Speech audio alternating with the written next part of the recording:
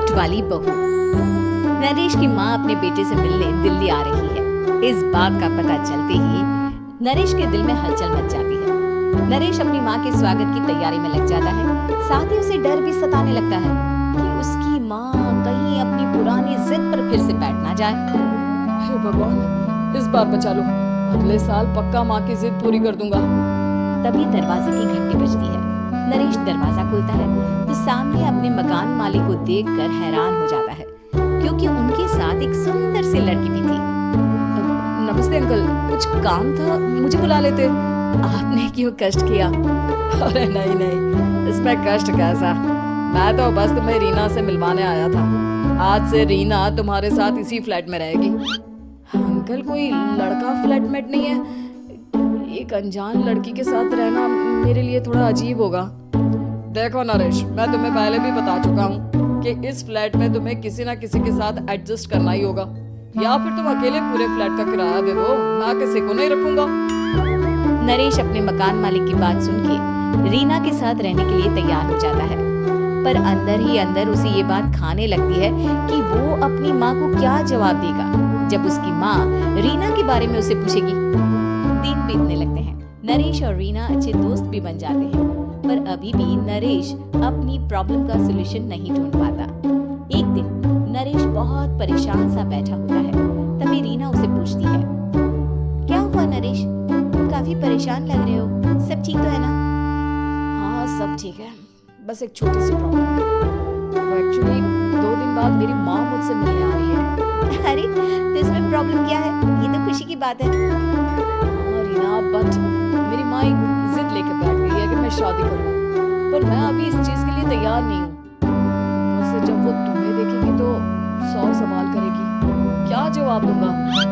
अरे इसमें कोई टेंशन वाली बात नहीं है। मेरे पास ना इस प्रॉब्लम का सलूशन है, जिससे ना तुम्हें शादी करनी पड़ेगी और ना ही तुम्हारी माँ मेरे बारे में कुछ पूछेंगी। रीना की बात सुनकर नरेश सोच में डूब जाता है। वो सोचता है कि रीना खुले ख्यालों वाली लड़की है, कहीं माँ को सच बता ना दे।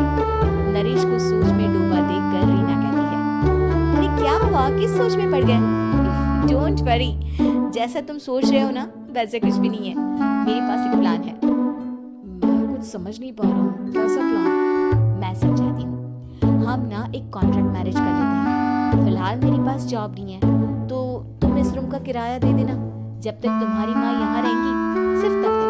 और तुम अपनी माँ से कह देना कि मैं तुम्हारी पत्नी हूँ, इससे वो मेरे यहाँ रहने पर कोई सवाल भी नहीं करेंगी।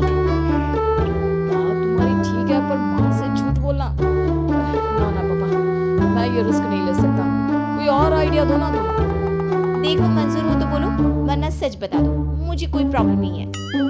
रीना की बात सुनकर नरेश सोच में डूब जाता है। बहुत सोचने के बाद जब उसे कोई रास्ता नहीं मिलता, तो वो रीना के बताए हुए रास्ते पर चलने के लिए तैयार हो जाता है। वो रीना से बात करता है और अपनी माँ की पसंद और नापसंद के बारे में बताता है। रीना भी नरेश की सभी बातों को ध्यान से सुनती है, ताकि कहीं उससे कोई गलती ना हो जाए। आखिर वो दिन भी आ जाता है जब नरेश की माँ उससे मिलने दिल्ली आ जाती है। नरेश अपनी माँ को फ्लैट पर लेकर जाता है। जैसे ही नरेश की माँ फ्लैट के अंदर जाती है, रीना उसके पैर छू लेती है। ये देखकर नरेश की माँ थोड़ी घबरा जाती है और नरेश से पूछती है, अरे बेटा नरेश, ये कौन है? माँ ये आपकी बहू रीना है। माफी चाहता हूँ, सब कुछ इतनी जल्दी में हुआ कि आपको बता ही नहीं पाया, इसलिए सोचा कि क्यों ना आपको सरप्राइज दिया जाए। अरे बेटा, मैं तो बस तेरा घर बसा हुआ देखना चाहती थी। हाँ, बहुत अरमान थे अपनी इकलौती बेटी की शादी को लेकर, लेकिन कोई बात नहीं, शायद किस्मत को यही मंजूर होगा। ये कहते ही नरेश की माँ रीना को गले लगा लेती है। रीना बेटिया, मेरा बेटा ना थोड़ा नादान है, पर तुम काफी समझदार लगती हो, और मैं जानती हूँ कि तुम इसका बहुत अच्छे से ध्यान रखोगी। माँ आप चिंता मत कीजिए, मैं सब संभालूंगी। नरेश की माँ अपने बहू और बेटे के साथ खुशी खुशी रहने लगती है। दिन बीतने लगते हैं। नरेश की माँ और रीना का रिश्ता बहुत मजबूत होता चला जाता है। वो दोनों सारा दिन एक साथ रहती और खूब बातें करती। इधर साथ रहते रहते नरेश और रीना भी एक दूसरे से प्यार करने लगते हैं। दोनों को इस बात का एहसास हो जाता है, फिर भी वो इस बात को छुपा कर ही रखते हैं। एक दिन नरेश की माँ और रीना शादी के बारे में बात बिटिया, ये तो नरेश ने मुझे बिना बताए शादी कर ली, वरना मैं तो अपनी इकलौती बेटी की शादी इतनी धूमधाम से करती कि सारी दुनिया देखती रह जाती। अच्छा माँ, आप ऐसा भी क्या करती नरेश और मेरी शादी में जो दुनिया देखती रह जाती? अरे बिटिया, एक माँ के अरमान तुम अभी नहीं समझोगी। मैं तो अपनी बहू को एक रानी की तरह लेकर आती और शादी भी बिल्कुल शाही अंदाज में करती, पर मेरे तो सारे अरमान ऐसे ही रह गए। खैर, मुझे तो अपने बेटे और बहू की खुशी चाहिए बस। ये कहते हुए नरेश की माँ की आंखों में आंसू आ जाते हैं।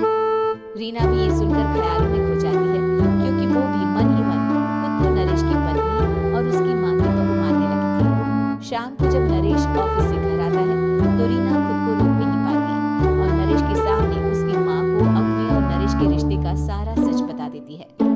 रीना की बात सुनकर नरेश की माँ दोनों से बहुत नाराज हो जाती है और घर वापस जाने की बात करने लगती है।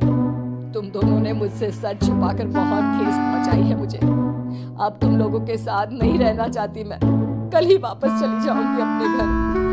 माँ मुझे माफ कर दो, ये सब मैंने रीना के कहने पर ही किया है, वरना मैं भी आपको कभी ठेस पहुंचाने के बारे में सोच भी नहीं सकता। हाँ माँ, हमने ये सिर्फ आपका दिल रखने के लिए किया, प्लीज हम दोनों को माफ कर दीजिए। तुम दोनों ने मेरे अरमानों के साथ खिलवाड़ किया है और वैसे भी मुझे अपने बेटे के लिए एक अच्छी लड़की ढूंढनी है, इसलिए मेरा यहाँ से जाना ही बेहतर होगा। माँ की ये बात सुनकर रीना खुद को रोक नहीं पाती।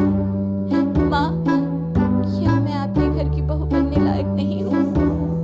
रीना की बात सुनकर नरेश हैरान रह जाता है। नरेश की माँ भी कुछ समझ नहीं पाती। मैं कुछ समझी नहीं, आखिर तुम कहना क्या चाहती हो? मैं नरेश से बहुत प्यार करती हूँ और साथ ही साथ मैं आपको भी अपनी माँ मान बैठी हूँ। आज जब आपकी बातें सुनी तो खुद को रोक नहीं पाई, इसलिए सारा सच आपको बता दिया। रीना की बात सुनकर नरेश की माँ की आंखों में आंसू आ जाते हैं और वो अपने बेटे नरेश और रीना को गले लगा लेती है। मेरे घर की बहू तो सिर्फ रीना बिटिया ही बनेगी। मैं आज ही तुम दोनों की शादी की तारीख निकलवा दूंगी, बस एक बार तुम्हारे घर वाले मान जाए। उसी दिन रीना के माता पिता भी उनके फ्लैट पर आ जाते हैं। दोनों परिवार आपस में बैठकर बातें करते हैं और शादी के लिए राजी हो जाते हैं। रीना भी कॉन्ट्रैक्ट फाड़ देती है और कहती है, सही मायने में मैं अब बहू बनूंगी, अब तक तो सिर्फ कॉन्ट्रैक्ट वाली बहू थी। अगर आपको हमारी ये कहानी अच्छी लगी तो कमेंट करके जरूर बताएं, और आप ऐसी ही और कहानी सुनना चाहते हैं तो हमारे चैनल को सब्सक्राइब कर बेल बटन दबाएं, वीडियो को लाइक करें और शेयर करना न भूलें।